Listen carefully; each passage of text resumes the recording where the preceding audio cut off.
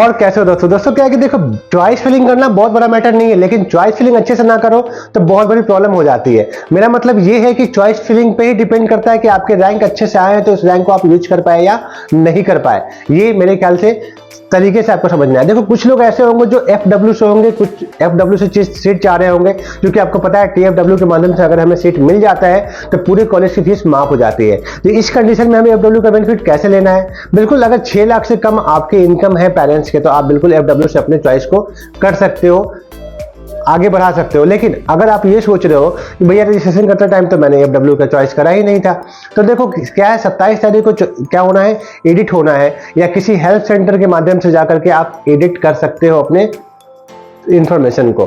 तो आप वहां से एडिट करके फिर FW का चॉइस करना। लेकिन याद रखना, जिसे FW का चॉइस करना है वो पहले पूरी चॉइस, जैसे हमें HGS ITS सबसे ऊपर रखना है तो पहले HGS ITS FW से रखेंगे हम लोग। देन उसके बाद अगर हम लोग को अगर IIT रखना था तो फिर हम लोग क्या करेंगे, TFW से FW से हम लोग IT ब्रांच रखेंगे, किसके, IIT के, या LNCT रखना। मतलब कि हमें जो कॉलेज चाहिए उस कॉलेज को पहले हम FW के साथ क्या करेंगे, चॉइस करेंगे। देन हम लोग क्या करेंगे, नॉर्मल चॉइस करेंगे। ये कहीं से कंफ्यूज नहीं होना है कि भैया एक ही कॉलेज के लिए क्या हम दो बार चॉइस कर सकते हैं? बिल्कुल कर सकते हो। अगर दो बार चॉइस करते हो FW के माध्यम से के अलावा जनरल से, तो ये बिल्कुल कंफर्म रहना कि अगर FW से अगर आपको चॉइस अलॉट नहीं हो पा रहे हैं या कट ऑफ उसके ऊपर जा रहे हैं तो नॉर्मल वाला रैंक में भी आपको अलॉटमेंट मिल सकता है। ये ध्यान रखना और तरीके से समझना, क्योंकि बहुत बेनिफिट है। अगर मान लो LNCT कॉलेज, अगर आप LNCT कॉलेज में अगर आपका फीस अगर 1,13,000 माफ हो जाए, सिर्फ और सिर्फ 23,000 20,000 में पढ़ाई कर पाओ आप, तो कितनी अच्छी बात हो जाएगी। यही कहानी होती है, यही बेनिफिट होता है FW का। कहीं से भी कैटेगरी वगैरह में आपने अगर JEE नहीं दिया है, आपने JEE डेटा टाइम पे NTA वालों को नहीं बताया है कि मैं OBC से हूं या SC से हूं, तो कोई प्रॉब्लम नहीं है। अभी भी अपने डॉक्यूमेंट को आप सुधार करके MPDT में उस कैटेगरी के बेनिफिट ले सकते हो। तो ऐसा नहीं है कि JEE में नहीं दिया था आप कैसे दूं, आराम से देना है। सेम कहानी EWS वालों के लिए भी है, तो EWS वाले भी बिल्कुल कहीं से मिस मत करना। EWS के लिए कुछ कॉलेज मेरे पास ऐसे हैं जहाँ की फीस बहुत कम हो जाती है, सिर्फ EWS से इस कारण से। नॉर्मल बच्चों का फीस ज़्यादा ही रहता है, लेकिन EWS वालों का कम हो जाता है। तो इसके लिए बिल्कुल व्हाट्सएप में डिस्क्रिप्शन में जो व्हाट्सएप के लिंक है वो उसी नंबर पर कॉल भी लगता है, कॉल लाके आप मेरे से बात कर लेना, ठीक है। अब बात आती है हमें चॉइस फिलिंग कैसे रखना है। देखो दोस्तों, ये जरूर याद रखना कि जो कॉलेज हमें सबसे पहले चाहिए था, मतलब हमें तो भैया SGS चाहिए था, हमें तो भैया बिल्कुल JC चाहिए था, तो हमें उस कॉलेज को ऊपर रखना है। ये गलती से भी गलती मत करना। हालांकि मैंने चॉइस फिलिंग बता के रखा है, आप जाके देख लो कि यहाँ कौन से चॉइस कहाँ रखने हैं। मेरा मतलब बस यही है कि हमें चॉइस टॉप टू बॉटम करना है, सबसे अच्छा सबसे ऊपर, उसके खराब उसके नीचे, उसके खराब उसके नीचे। देखो प्रॉब्लम कहाँ आती है कि MP ऑनलाइन वगैरह पे आप जब जाते हो चॉइस फिलिंग कराने के लिए, उधर क्या होता है, MP ऑनलाइन वाले कुछ कॉलेज से पैसे लेके बैठे रहते हैं और वो बीच में किसी छोटे कॉलेज को ऐड कर देते हैं। ये आपको ध्यान देना है।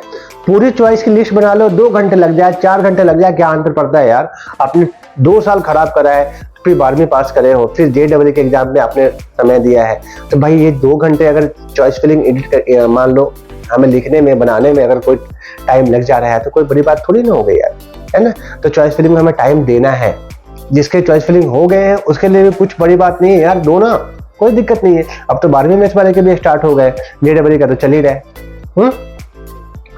जब तक कोई चॉइस फिलिंग सही से नहीं डालोगे तब तक अपग्रेडिंग का बेनिफिट नहीं ले पाओगे। क्योंकि मान लो आपको अगर 8वें नंबर का कॉलेज मिल जाता है, मान लो आपने बहुत सारे कॉलेज चॉइस कर रहे थे, 8वें नंबर का कोई कॉलेज मिल गया या 8वें नंबर का चॉइस मिल गया आपको, या चलो कोई बात नहीं 30वें नंबर का, 36वें नंबर का, 40वें नंबर का चॉइस आपको मिल गया है। जब आप अपग्रेडिंग करते हो तो एंटी क्लॉक वाइज अपग्रेड होता है, मतलब 40 नंबर से 39वां नंबर के जो कॉलेज थे या 38 नंबर के जो कॉलेज थे, उधर की सीट आपको अलॉट होने में हेल्प मिलती है और मैक्सिमम टाइम वो अलॉट हो ही जाता है।